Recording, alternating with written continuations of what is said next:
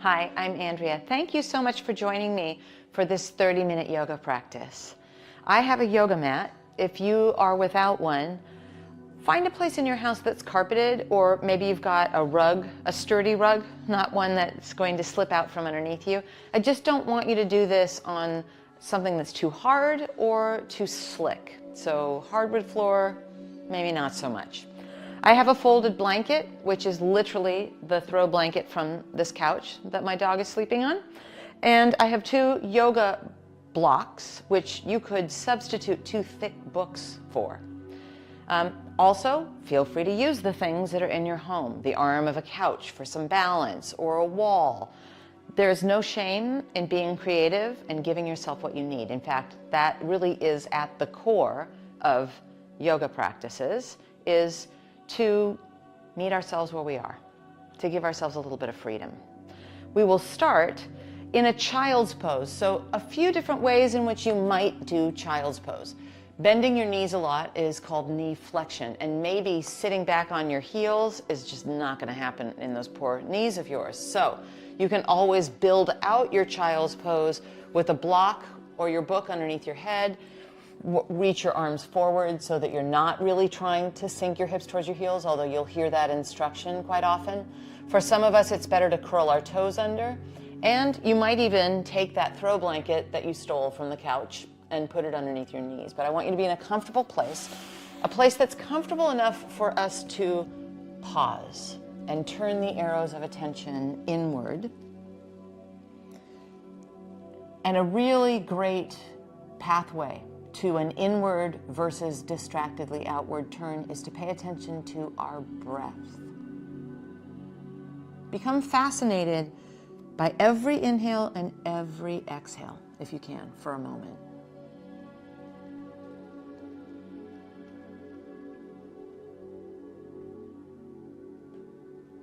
See if you can make those inhales and exhales happen through your nose only. If the answer is no, I can't do that right now, that's fine.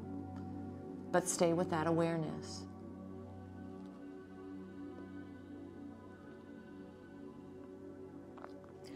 Shift onto hands and knees. Now, a couple of things with our hands and knees. You can have the padding underneath you. There might be some props that you want to get out of your way. And once we're on hands and knees, we're not collapsed in between our shoulder blades. So I do want us to already get a feeling of some core work by pushing into our arms. And you can feel your low belly drawing towards your spine as opposed to collapsing down. In fact, let's do a couple of cat-cows just to help along what I'm trying to find. So we will stick our butt into the sky and be kind of sassy here. And then we'll tuck our tailbone, and you can really feel your belly draw towards your spine, right? And then you'll kind of let it go a little bit, hips lift to the sky, and then we'll tuck and round a bit, and you've got a little bit more of that feeling of low belly drawing in. One more time, sassafras, hips to the sky, and then tuck your tailbone and tuck your toes under. Get the oomph happening in your arms. Have your shoulders over your wrists. And now a sneak attack. Lift your knees an inch off your mat. And imagine, remember when we were tucking our tailbone a moment ago and you could feel your low belly engage? Let that happen. You don't have to tuck so much. But you will feel that low belly lift. And you'll probably feel like putting your knees down. And you could do that anytime you want. In fact, let's put our knees down for a moment. And let's do a couple cat-cows. So sassy, hips to the sky, tuck, and a little bit of rounding, and then sassy, hips to the sky, and a little bit of rounding. And then just come to that neutral spine. Curl your toes under if they're not. Oomph into your arms. Let's do that one more time, hovering our knees. So knees come 1 inch off of our mat, and you can put them back down anytime. You got to really get strong in your arms, and we'll feel that low belly lifting towards our spine as if it could, which it kind of can. But it's not the same as just tucking the way that we did a moment ago. And then bring your knees down. You're welcome. Let's find the sass, right? So our hips are going to lift to the sky. Curl your toes under. Give yourself some oomph into your arms. And let's allow the sass in our hips, like a tailbone, like there's a hook in our tailbone. let's let it take us to a down dog. So you got to really hoist those hips up and back and push into your arms. Keep your knees bent for me if you don't mind. And step your feet as wide as your mat, keeping your knees bent and stay high on your toes. What I don't want is a collapse into our shoulders. So push the ground away, and it makes your spine, your side body, and your front body feel longer. Can you feel that a bit while we're here? Maybe you straighten your legs a little bit. Maybe you drop your heels towards the ground a little bit. I don't care about that so much as all that space you just found in your core, if you will. So core is more like an apple core than just our front body. Walk your feet forward to your hands and arrive at the front edge of your mat with your feet hip distance and parallel. Take your hands onto your shins, slide them up to your thighs. Keep your hands on your thighs. There's a little bend in our knees. Use your hands on your thighs to extend. So there's a hinge at your hips and an elongation of your spine.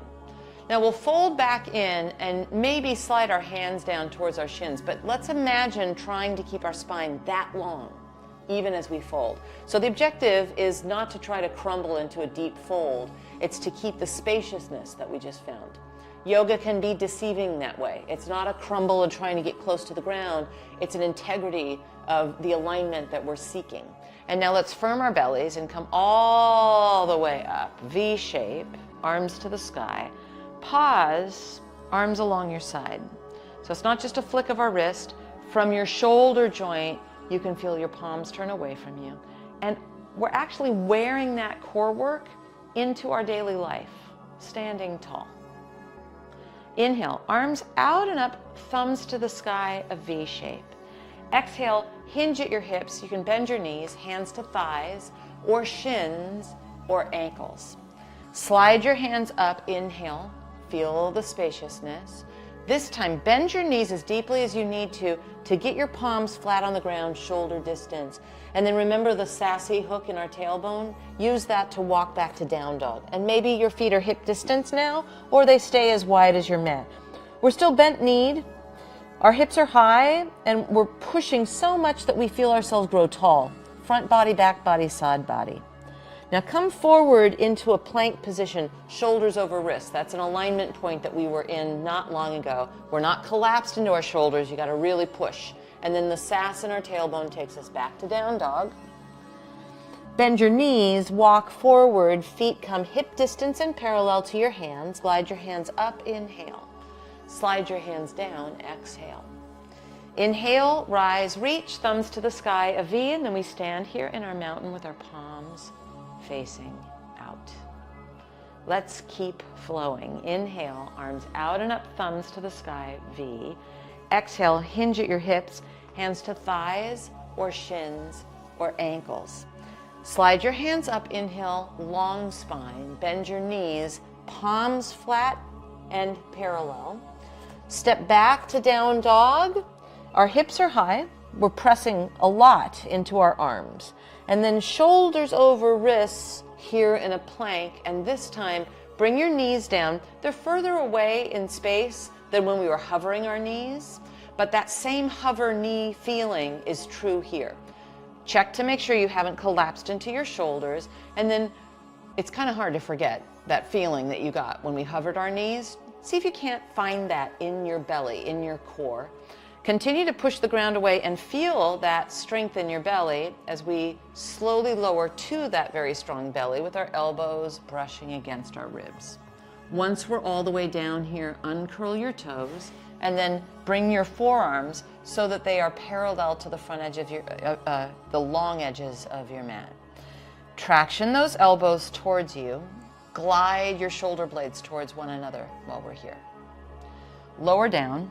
Slide your elbows a little closer to you, maybe an inch or two, so that you can karate chop into them. Curl your toes under, and then just peel your chest, your belly, your hips, your thighs, possibly even your knees off your mat, and we are in a plank on our forearms, and hey, here's that core work again. Am I right?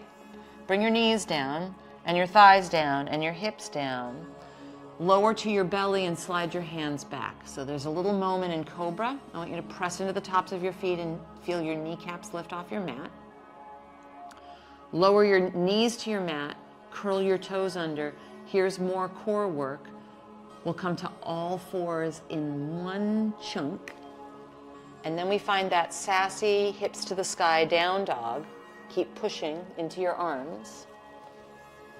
Walk your feet forward to your hands were hip distance and parallel. Glide your hands up, inhale. Slide your hands down, exhale. And then we inhale, rise, reach thumbs to the sky, a V, and we stand in our mountain pose, palms facing out. Inhale, V. Exhale, hinge at your hips, hands to thighs, shins, or ankles. Glide your hands up, inhale, bend your knees, palms flat, step it to down dog. Keep oomping into your arms. Shift it into plank position, shoulders over wrists, and we bring our knees down onto our mat and feel the hover knee without doing the hover knee. And then lower all the way down onto your belly. Once you're on your belly, Sphinx pose, uncurl your toes and bring your forearms parallel to the long edge of your mat. Lower down and probably bring those elbows a little bit closer to you. Oomph like a karate chop, both forearms down. Lift your belly, lift your hips, lift your thighs, maybe lift your knees. Let's do 3 and 2 and 1 here. The knees down, thighs down, hips down. Uncurl your toes. Cobra pose, hands are next to your ribs. Press into the tops of your feet, let your kneecaps lift. Then lower down so we can curl our toes under. This is one chunk onto all fours. And then sassy hips take us to down dog. Keep pushing the ground away. Walk your feet forward to your hands, hip distance and parallel. Glide your hands up, inhale. Slide your hands down, exhale.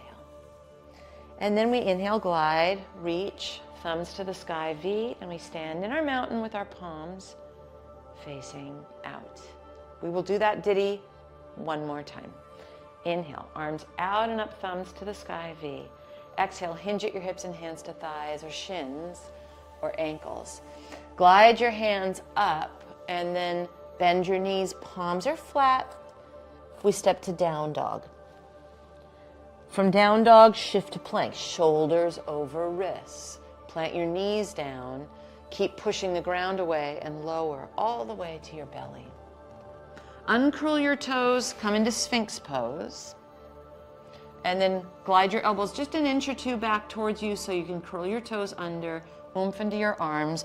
Bring yourself chest, belly, thighs, maybe even knees off your mat for a plank on our forearms. And we're here for 3, 2, 1. Knees down, thighs down, hips down, belly down. Slide your hands back next to your ribs. Press into the tops of your feet. We do want to have a little bit of posterior chain in our core, so that means back body. Stay here. Consider the possibility of lifting your hands off your mat also. And you'll feel more hum in your back body, right? Slide your hands back onto the ground. Curl your toes under. It's one chunk that brings us to all fours. And then our hips lead us up and back into down dog. From down dog, walk your feet forward to your hands. We are hip distance and parallel. Glide your hands up, inhale. Slide your hands down, exhale. Inhale, rise, reach, thumbs to the sky, and then we pause here, palms turning out in our mountain. Chair pose, we're not going to load our knees and try to sit into a chair and miss the chair. We want to think hips back and down and a V shape. Pause a second here. If wider arms feel better to you, take wider arms. Thumbs to the sky so we're less likely to bring our shoulders up into our ears. And then we'll take our hands to our thighs, slide them down into that hip hinge fold. Glide your hands up, lengthen your spine, inhale. Bend your knees, palms go flat. Step into your downward facing dog. And from there, lift your right leg back behind you. Come forward, step your right foot next to your right thumb. Likely, it takes a little bit of help coming along. While we're down here, snag your blocks or books and place them on either side of your mat, just in case. Walk that right foot to the right, and we're swinging right hip back and left hip forward a little bit. Now, with your hands on your blocks or your books, feel a plumb line. So that means not swinging the hip out, right hip out to the side, but in fact swinging it almost to the left. And then you can get a little lighter on your hands.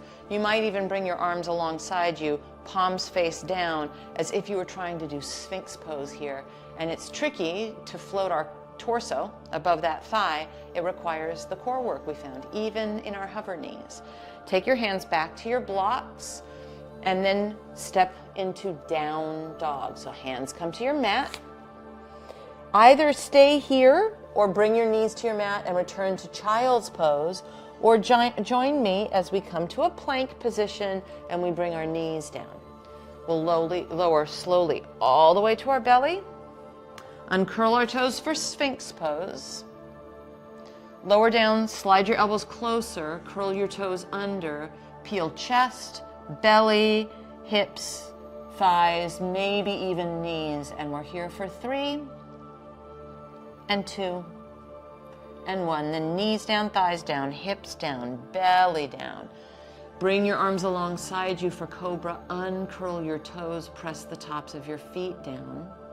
Maybe lift your hands to float off your mat. Possibly, and I want you to be really honest about your low back with this, maybe this time you lift your legs and hover them, but they're long towards the back of your mat, not trying to get artificially high to the sky. 3 humming moments in our back body. And then place your hands down and your legs down. Curl your toes under. In one chunk to all fours. And then our sassy hips take us to down dog. Once in down dog, lift your left leg behind you. Step that left foot forward. It might take helping it along, that's fine. Trot your hands onto your blocks and walk that left foot over to the left so we're less likely to feel as though we're on a tightrope. Remember, left hip doesn't want to swing out to the side. It probably wants to, but we don't want it to. And then once we find a plumb line, that apple core idea of core, you might get lighter on your hands, and you might even float your arms alongside you and let your trunk hover above your thigh. If things are collapsing, bring the props back into the mix. Give yourself what you need. 3 moments. Hands come back to our blocks and then to our mat, and we step to down dog. From down dog, walk your feet forward to your hands. Arrive hip distance and parallel. Glide your hands to your shins. Inhale. Stay here and bring your blocks out in front of you, 1 foot. Stand on your right leg. Extend your left leg behind you. If you don't have blocks, you could do this with the arm of your sofa. Now, when we hovered knees, when we've done things like hovering our chest in that lunge, we try to keep a long spine. It's possible that we need a little bend in our right knee. And then you can get lighter on your hands. You might make a prayer underneath your heart or even run your arms alongside you. 3 moments here.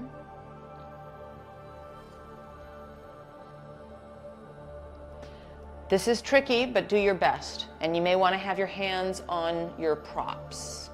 Bend your left knee into your chest. Come up to standing and see if you can give that left knee a squeeze into your chest, and then we step it down and we stand in our mountain. Inhale, arms out and up, thumbs to the sky, V. Exhale, hinge at your hips and hands to your thighs. Lift your heart as we inhale, and then take your hands to your blocks, to the prop that you've chosen. Stand on your left leg, and now right leg extends like a letter T back behind us.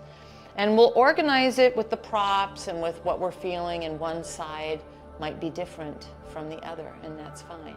It could be that there's a prayer underneath your heart, or that your arms go alongside your body for a moment, or you just keep your hands right there on the props. Perhaps you return your hands to get your druthers, so we can bend that right knee into our chest. So there's balance here too. And up we go, and we will hug that right knee into our chest, step it down, and stand into our mountain. Inhale, arms out and up, thumbs to the sky, V. Exhale, hinge at your hips and hands to your thighs. Lift your heart as we inhale.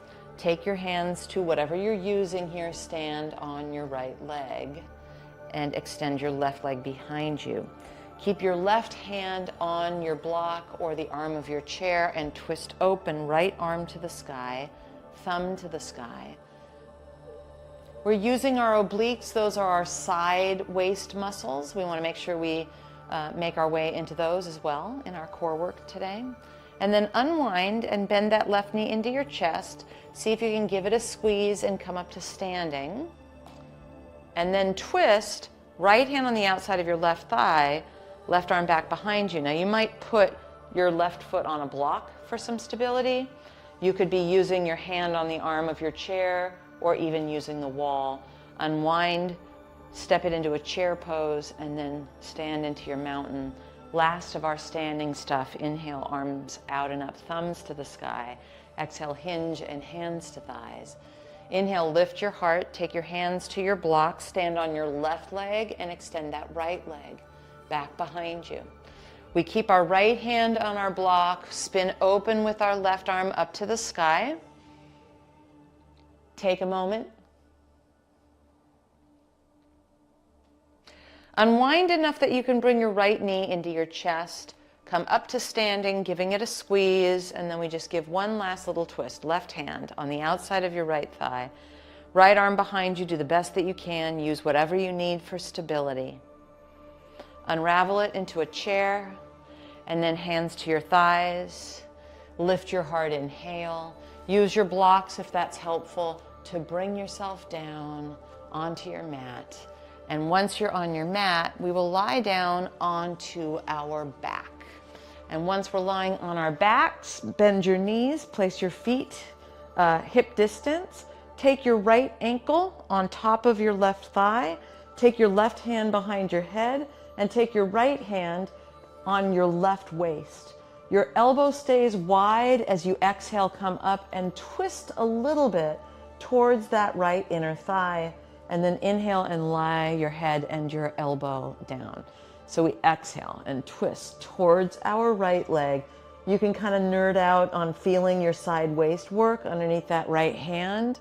Inhale as you lie back. 3-ish more like this, just exhaling and twisting and inhaling and lying down.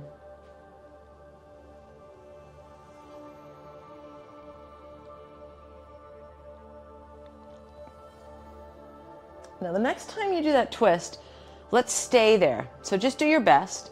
Twist, we're not tugging on our neck. You can feel with your right hand your left waist, and this left elbow is trying to stay wide instead of crumble towards our face. And then we lower down, and we'll switch sides. Left ankle on top of right thigh. Left hand on your right waist, right hand behind your head. Then exhale and twist. Really these ribs towards your left inner thigh, and inhale, lie back down. So be careful not to pull on your neck. Exhaling and twisting, and inhaling and lying down. Exhale, feel those obliques. And then I'll be quiet. You'll do 3-ish more here.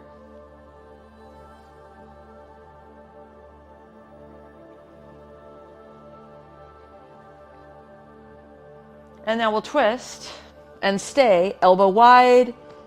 Be careful with your neck. 2 moments. Release it down.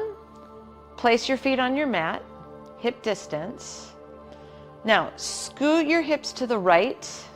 Let your knees drop to the left. Cross your right knee over your left knee, if that works for you. And it's a twist. A deeper twist. But you probably now kind of know that those are your obliques, your side waist muscles too. Come to center and slide right ankle on top of left thigh like we just did, but this time reach through the center and interlace, or just keep your left foot on the ground. You can also put your left foot on a block, maybe a block underneath your head. A full minute of silence while we enjoy a hip stretch.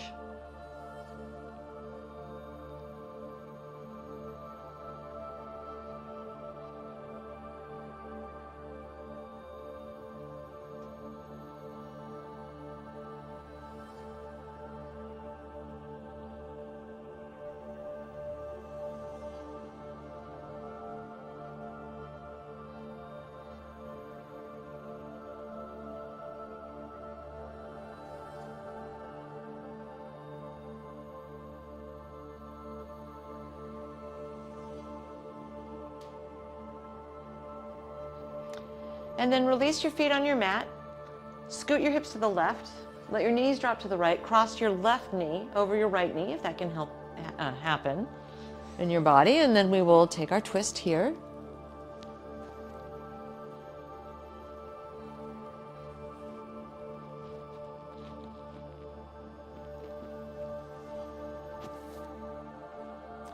Slide your left ankle on top of that right thigh. Reach through the space, or place your right foot on a block.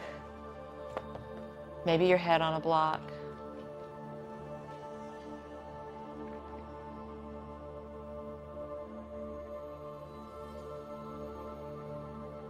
Feel free to close your eyes if you'd like to.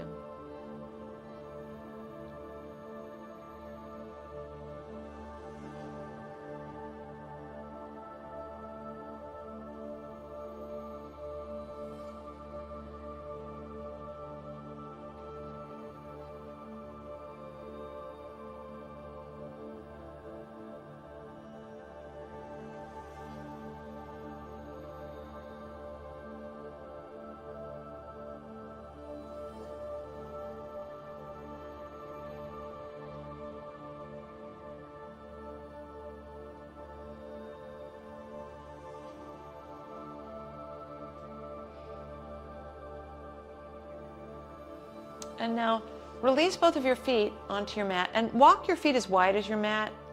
Let your knees fall in on each other and lift your hips just an inch. And when you put your hips back down, hopefully it feels like there's a little bit more freedom.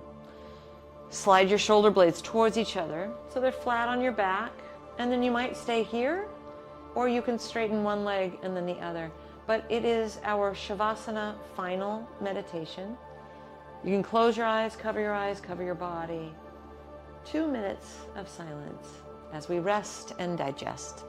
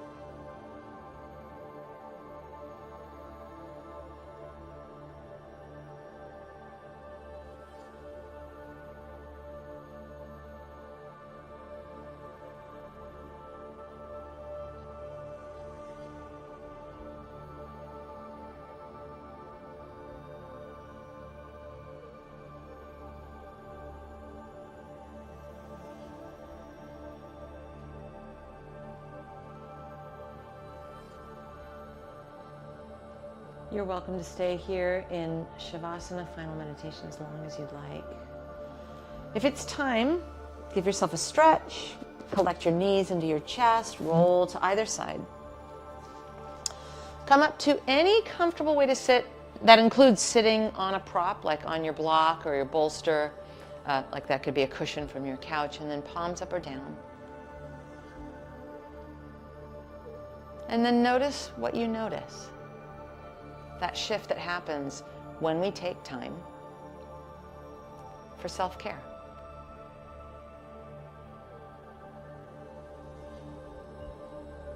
I'm Andrea. Thank you so much for practicing with me today. I look forward to us doing this again together soon.